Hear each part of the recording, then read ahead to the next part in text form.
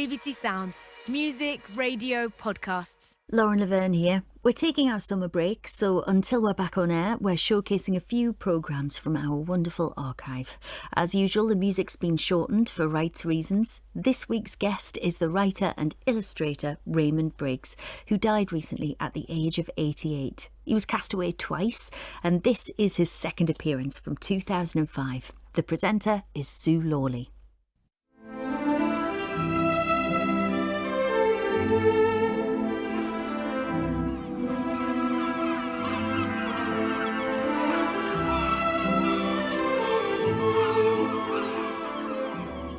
My castaway this week is a writer and illustrator. His books have become classics of their kind, both for children and grown-ups. Father Christmas, The Snowman and Where the Wind Blows are among his best known. He's been producing them since the 1960s. He was brought up in Wimbledon. His mother had been a lady's maid and his father was the milkman. After leaving art school, he became an illustrator, but unimpressed with the quality of writing with which he had to work, used his love of the strip cartoon to add his own words to his pictures. His parents often appear in his stories. The simple, decent lives they led are a source of inspiration, and his work is always honest and unafraid of reality. Now 71, he lives simply, drives an old car, and apparently buys his clothes from a charity shop. On his gravestone, he would like inscribed the opinion of a little girl he knows. I quote, "He is not a normal person. He is Raymond Briggs." Why would she think, Raymond, that you're not a normal person? Oh, golly, I don't know. It all seems very normal to the point of being boring to me, but she was only 3.5 when she said this. It was rather strange, all sitting around having lunch and slight pause, and then she just looked across the table at me and said, Raymond is not a normal person. But you quite like that. Oh, yes, brilliant. What? Terrific. Best compliment I've ever had in my life. Why? Well, who wants to be normal? Except that your very ordinariness and the simplicity, you know, and that of your parents and everything you've written about. I mean, it's like a sort of badge of honour, isn't it? Is it? Ordinariness for you. Well, yes, homely, I suppose. I'm homely and home-loving and don't like jetting about the world or anything like that. So I suppose if that's not normal, don't like holidays. I like charity shop clothes because they're more interesting than the things you see in ordinary shops. And perhaps if she was only 3, she perhaps couldn't have analysed this far. But I was thinking perhaps she thought you weren't normal because your children's books don't always have happy endings, do they? No, they're usually sad endings, people tell me. But most endings are sad anyway. All ends in death. Snowman melts and the bear goes back to the Arctic and everyone dies at the end of When the Wind Blows. Well, quite. But you think that's important? Yes, absolutely. Because that's what we've all got to face. That's the reality. And Father Christmas, according to you, is a grumpy old what's it? Well, it's bound to be. It's only being logical. And we know if you treat it logically, all these things I do, you take something that's fantastical, like a bogeyman, Father Christmas, and from then on assume that they're real, and from then on treat it completely logically. So Father Christmas gets cheesed off getting dirty and coming down the chimney. And dreadful job. I mean, we know he's old, we know he's fat. Who'd like to climb down one chimney, let alone hundreds, covered in soot, freezing cold, on your own? Dreadful, dreadful job. He's bound to be fed up with it. But the end is therefore often surreal, strange to say, isn't it? Because Father Christmas isn't a grumpy old man who goes on holiday. We have him going on holiday in another book, to Mallorca or something. Yes, he does do that, yes. That's because I was sent away that year, or not sent away, it's the year my wife died, and friends asked me to France, other people asked me to Scotland. The American publisher took me to New York and Las Vegas. God, awful places. But you hated it, just like Father Christmas. Yes, really. I mean, it's fairly ghastly. But are you telling me you're a grumpy old man then? No. I'm very cheerful and light-hearted. You're not convinced, are you? Let's have your first record. What is it? Oh, this is the Bonzo Dog Band. I always still call them the Bonzo Dog Doodah Band. And the intro and the outro has made me laugh for years. I've heard it dozens of times, but it's still funny. Terrific. Big hello to Big John Wayne, xylophone. And Robert Morley, guitar. Billy Butlin, spoons. And looking very relaxed, Adolf Hitler on vibes. Nice.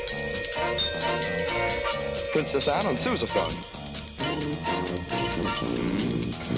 Introducing Liberace clarinet. With Garnet Ted Armstrong on vocals.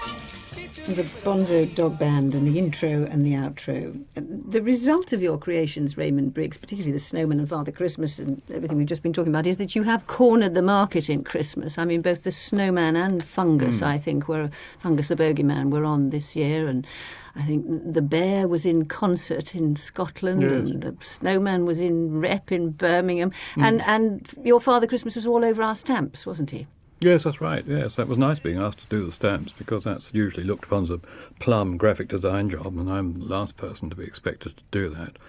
But it was quite good fun to do, actually. But the irony is that you can't stand Christmas. No, I'm not all that keen on it. I don't know anyone who does, except young children. What's your ideal Christmas then? I mean, what don't you like about it? Where would you like to be? I like to go down an Anderson shelter and wait for it to blow over. You must have loved it as a boy, though. I mean, you must have loved all... Did you get lots of presents? You were an only child. Your mother absolutely adored you. Yes. Didn't you love it? Yes, I remember I felt very spoilt, because the old idea was that you hung up a stocking, but I hung up a pillowcase, which was, a great sack full of stuff. Very spoilt child. And I think my dad used to tiptoe in and put the stuff in on his way to the milk round at the crack of dawn, because he used to have to start work even earlier on Christmas Day to get home in time for the midday meal, which was murder. Didn't get days off in those days, not like all these slackers today. Were books your favourite presents, therefore? No, not a bit. I hated books, actually. I can always remember feeling a parcel and then finding that hollow, concave edge down one side and thinking, oh, God, it's a book. But you knew early on what you wanted to do, so what inspired you then? What did you see that made you think, I'd like to do that, or I could do that? Well, cartoons, the Punch type of cartoon is what I wanted to do. Joke, single drawings in black and white. And it strikes me as very odd that I had something so specialised, just this commercial stuff for printing. And did you have a talent? Were you a child who always had a pencil? Were you always doodling and drawing faces or characters? Yes, I think I did. I don't know if it was any more than any other kid, though. When I was evacuated, I illustrated my letters to my parents. What did you draw? Where were you evacuated to? In Dorset, with two lovely old aunties. I always look upon them as old ladies, but it only struck me a few weeks ago that they can only have been about 40. I thought they were about 90 when I was a kid. Record number 2. I get crazes for different sorts of music. I had a craze some time ago for Tom Waits, and then I had a craze for Nitin Sawhney, and I've got a craze at the moment for Jan Garbarek. And I also like Indian-sounding music, not that I know anything about it. But this is Jan Garbarek playing with some Pakistan musicians.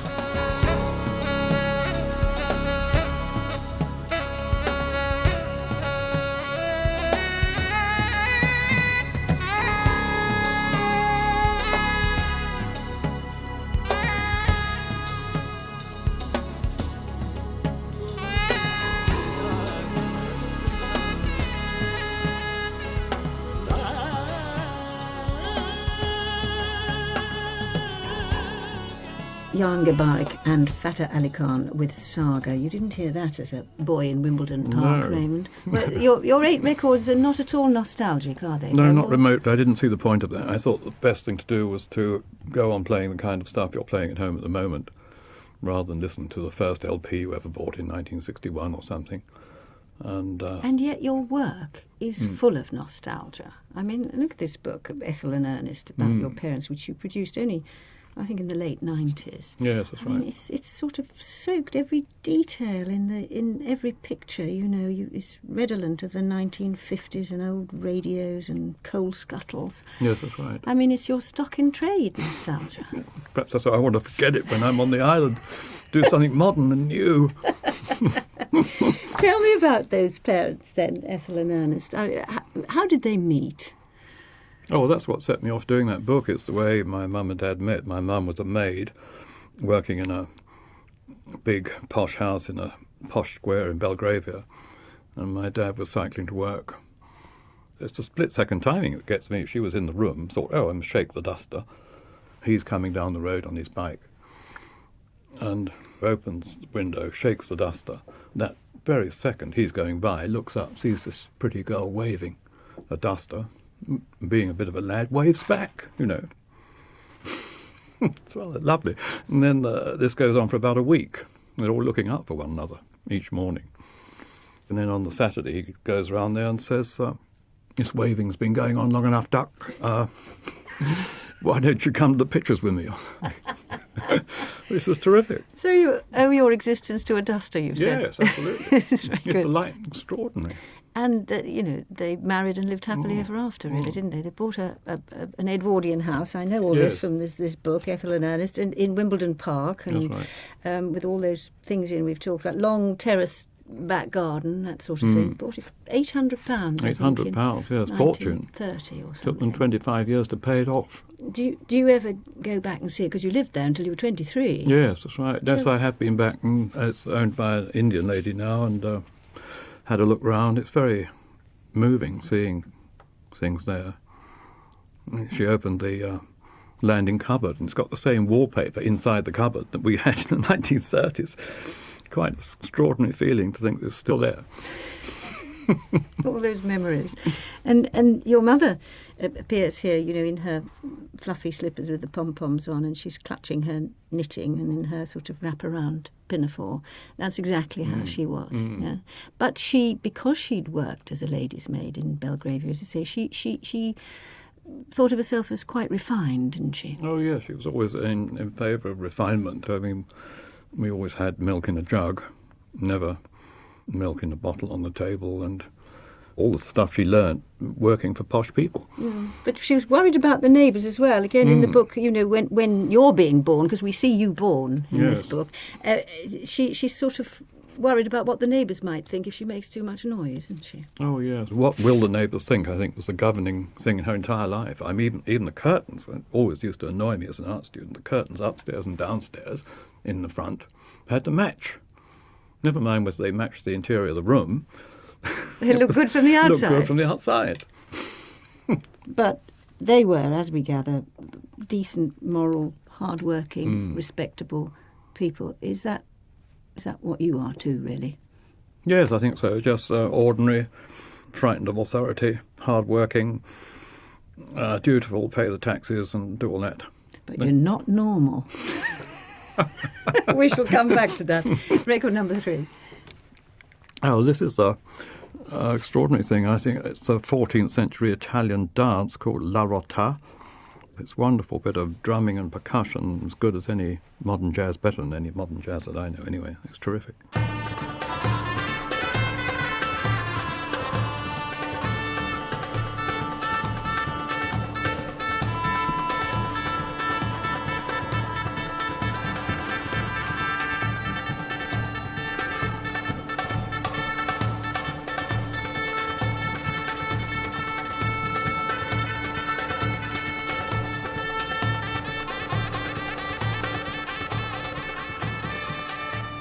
La Rota, a 14th century Italian dance performed by the Giuffai Collective. Your mother waited a long time for you to come along, Raymond. I think she was 38 when you were born, and you were her only child. So she invested a lot in you, I dare say, did she? Yes, too much, really. I felt a bit overwhelmed by it. And I think a lot of the love that should have gone on my dad went on me, and he felt slightly pushed out because of that.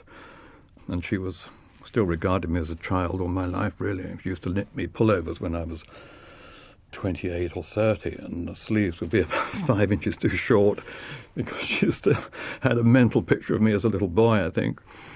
But she would have been thrilled to bits when you passed the scholarship, went to grammar school, but presumably when you said you wanted to study art, she must have been a bit disappointed. Yes. Wouldn't she like you to have done something smart? Oh, yes, she wanted me to be a office worker, really, wear a suit and tie and a leather briefcase and go off to the office every day. And I think it was wonderful that they were so supportive, really, because they had no idea what art student business meant, and also had no idea how long it would take. I spent 4 years at Wimbledon Art School and 2 further years at the Slade. So I didn't leave school until I was 23, which when they left school at 14 must have seemed to them absolutely lunatic. And all that time you were fighting against authority, weren't you? Because at both of those art schools, Wimbledon and the Slade, they didn't like what you wanted to be, did they? No, that's true. We had the Italian Renaissance thrust down our throats all the time. Consequently, I loathe it. I don't like any Italian Renaissance paintings. All these Madonnas with fat little babies on their laps. I can't bear it. So what did you like? Well, I was drawn more to the northern painters, Memling and Rembrandt and people like that, the northern Flemish and Dutch people, rather than these Roman Catholic Italian stuff. And one certainly can see that kind of Northern European genre painting influence, Bruegel and so on, in your pieces. Those sort of plump peasants with sort of buckle shoes and big brown waistcoats or red waistcoats. There's a strong influence there. Yes, I like that kind of thing, definitely. Or paintings of ordinary people and not these idealised things of Michelangelo did with all these nude people rolling about. I find that a bit nauseating. More of this to come. More grumbling to come. Let's have record number 4. Number 4 is the Dave Brubeck Quartet playing Unsquare Dance. I like this, and I thought it would be amusing on the island to give you something to do. It's also slightly humorous because the idea is you have to try and clap in time to this because it gets very difficult towards the end. And I think they even lose it themselves. Now, I'd have plenty of time to try and learn to keep up with this.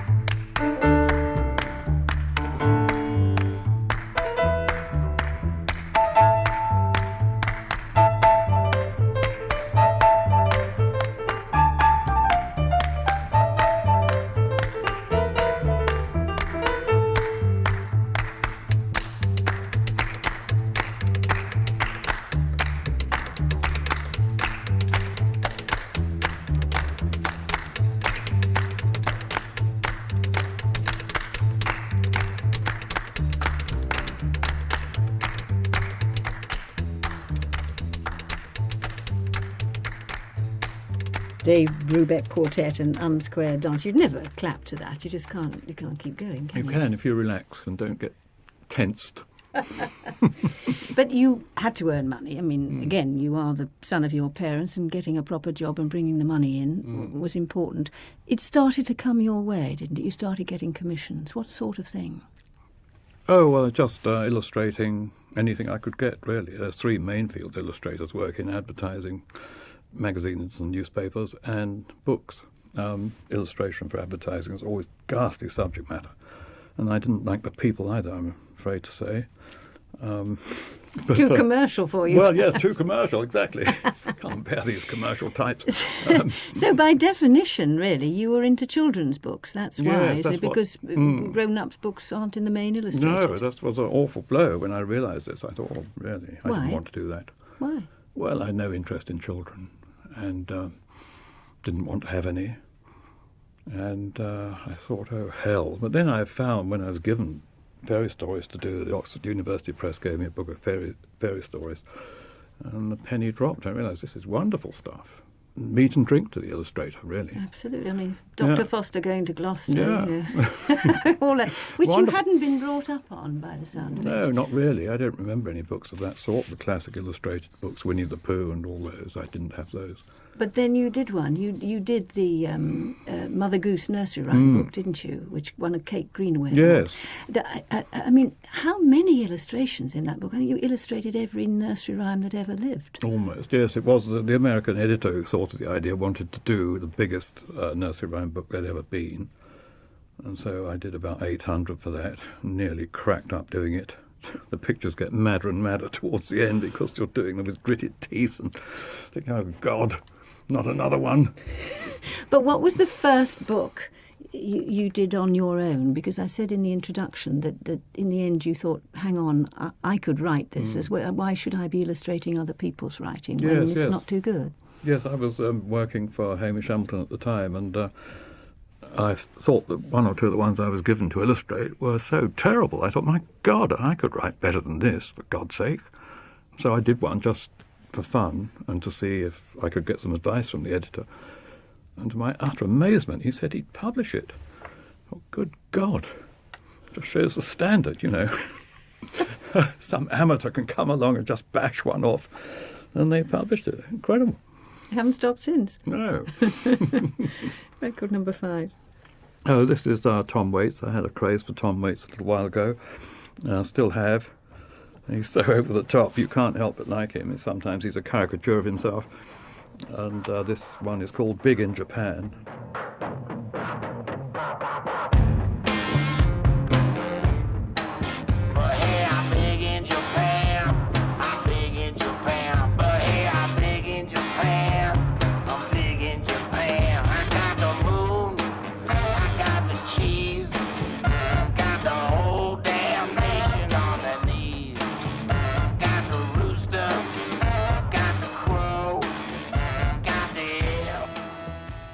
Tom Waits and Big in Japan. In the meantime, Raymond Briggs, you'd met and married your wife, Jean, who was also an artist, wasn't she? And beautiful and talented, you've said. I read that she might have been a Bluebell girl, is that right?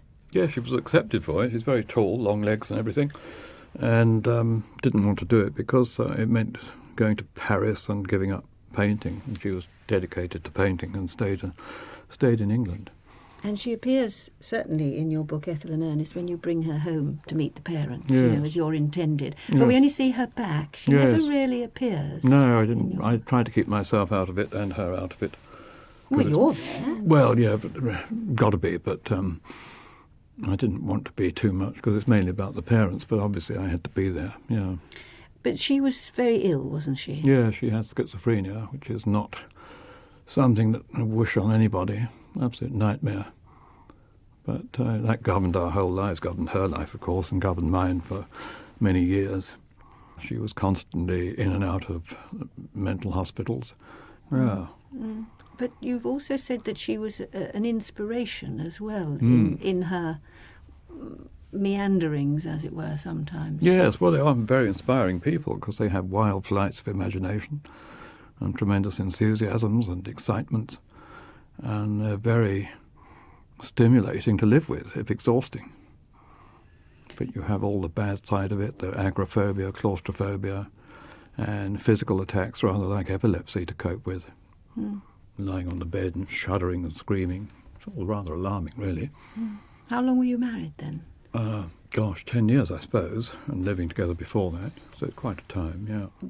But you decided to spend your life with her. I mean, you didn't have a choice, I suppose, if you loved her. Yes, exactly, yes. It was, the burden was for her more than for me. Mine was just helping to look after and to deal with it.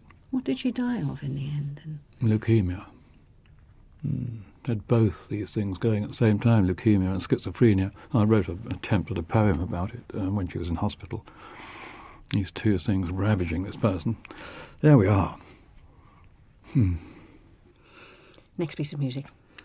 Oh, this is Spiegel, Im Spiegel by Arvo Pärt, however you pronounce it, which I heard on Desert Island Disc, actually.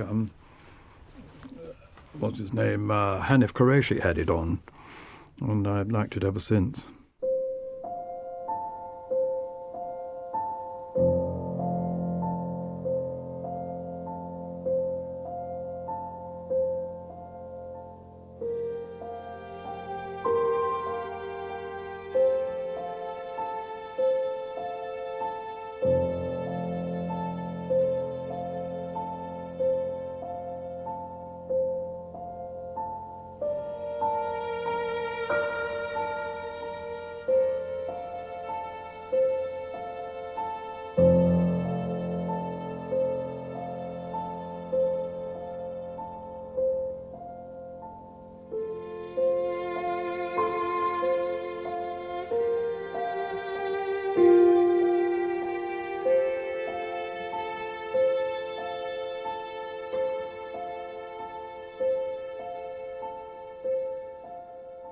part of Spiegel im Spiegel by Arvo Pärt.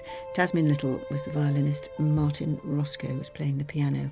And you were still, though, able to write during all of this, and you had lots of early success, as we've discussed, but then your parents both died in the same year. Yes, it was rather extraordinary, yeah. Do you think your father died after your mother? Presumably, did he die of a broken heart? Oh, no, I don't think so. Well, it may have been partly that. I think he was the usual cancer. Mum had leukemia, Dad had stomach cancer, I think. But, yes, she died in January. He died in the following September. And my wife died the February of the year after that. It's a pretty bleak period. Yeah, it was rather dreadful. Sort of doing myself in a few times, but one battled on courageously. Did you really think of doing yourself in? Yes, I think so. Not very seriously, but your mind turns to it, obviously, when you're going to this bloody hospital every night and seeing things getting worse. Yeah. Not a pretty sight. So you were you weren't 40, were you? No. And you'd lost everyone who was dear to you, really. That's right, yeah. And you've, as we've said, wrote about your parents, but I mean, some 25 more years later, before you wrote Ethel and Ernest, you've never written about Jean. Do you think you ever will? No, I don't think so. I couldn't do a strip cartoon about it anyway. It's too awful and too sort of vague to ever pin down. Not particularly humorous, really. Yes, I don't think I do any more about that. When you say strip cartoon, I mean, it's not really. It's a story in pictures. I don't know what phrase you use. I mean, but you've written about your parents' deaths here, haven't you? Yes.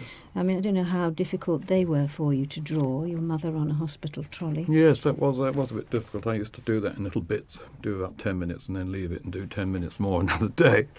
Mum on that ghastly trolley. We went in at 3 o'clock in the morning and there she was, dumped on this trolley in a sort of almost a corridor right near to some rubbish bags, and it was really rather dreadful.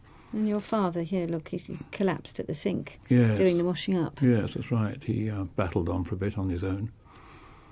But that's, I mean, as I say, hard to do, I would have thought. Do you look at them now? Because I know you don't really look at the books. I look at that one quite a bit, actually. I don't look at any of my others, but that one's like, I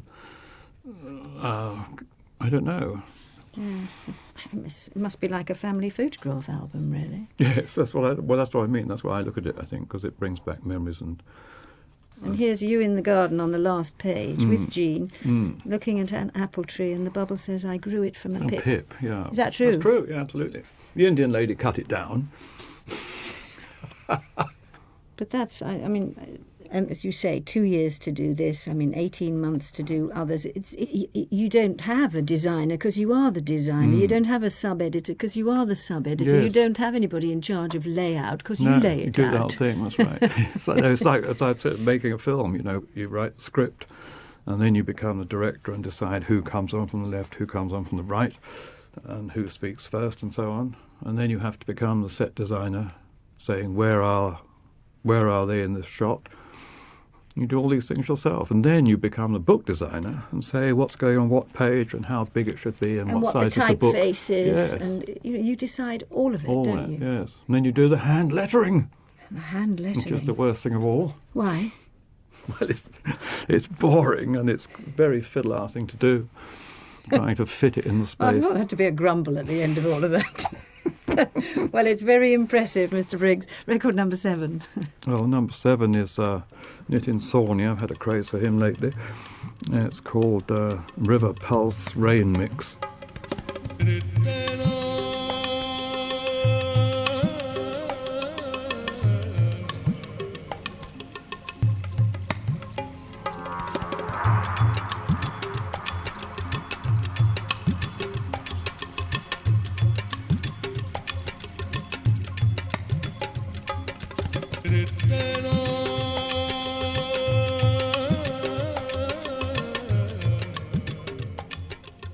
Nitin Sawhney and River Pulse Rain Mix. Your wife, Jean Raymond, died more than 30 years ago now.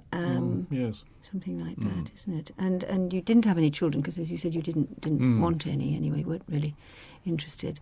But you've sort of found a surrogate family since, I gather, haven't you? There are children and grandchildren in your life. Partner has 2 children, and the boy has 3 of his children who are surrogate grandchildren, who are terrific fun, always doing the most irritating things, you know. But are you looking at them all the time for inspiration? I mean, it sounds as if your ideas come sort of from out of nowhere, really, like a cameraman gives you an idea. I mean, are you looking at children and thinking, what can I write for them? Or is it just not No, not like that. It's occasionally this little boy has come up with odd things he says, and that gave the idea for one I did lately called The Puddle Man. He had the idea of... gave all the puddles in the track outside our house names. This one's Mummy, this one's Daddy, paddling about in them. And I think this one might be Auntie Claire. He paddles doubtfully in it.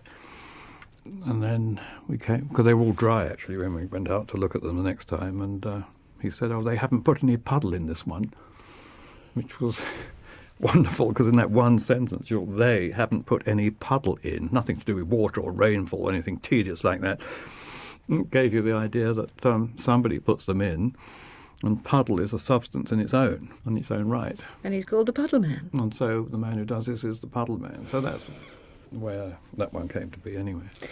Would you admit to enjoying your success, or would that be asking too much? Oh, blimey. Well, some aspects of it I like. Some don't like interviews, apart from this one. It's very nice here, of course.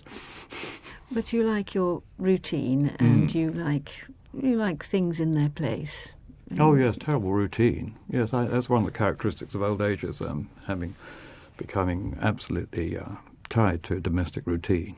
You know, tea at 5 o'clock on the dot, not 1:15, and lunch at 1:30, not 25 past. Hot water bottle to go to bed. Oh, hot water bottle, yes, if it's cold. Well, it's quite reassuring, isn't it? What's wrong with that? I know, why not? Well, you don't get all that on a desert island. Last record. Oh yes, this is Jan Garbarek again, but playing with the Hilliard Ensemble. I never know how to pronounce the title. It's Parce or Parquet Mihi Domine. Wonderful.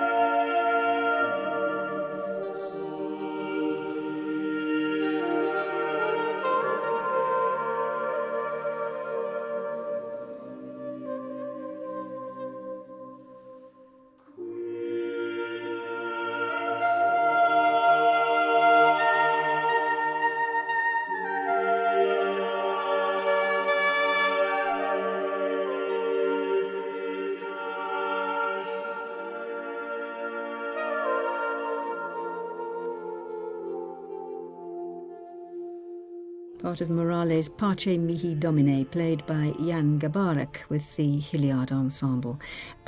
If you could only take one of those 8 records, Raymond, which one would you take? Oh, it better be the last one, I think, definitely, yes. It's the most moving, and not that I'm very spiritual, but it's very spiritual, I think. And what about your book, as well as the Bible and Shakespeare? Oh, yes, I'd have the complete works of Beachcomber, I think, because the thing you'd lack on the island is anything funny. And if you had everything he'd ever written after about 40 or 50 years of writing, it'd be wonderful. Beachcomber's collected works, okay, and your luxury? Oh, that would be a full-size billiard table, snooker and billiard table. Have you got one? No, I had a sort of half-size or quarter-size, whatever it's called, but it's got to be the big thing or nothing. And I want Radio 4 built into each of the legs. Raymond Briggs, thank you very much indeed for letting us hear your Desert Island Discs. Thanks very much for having me. It's wonderful.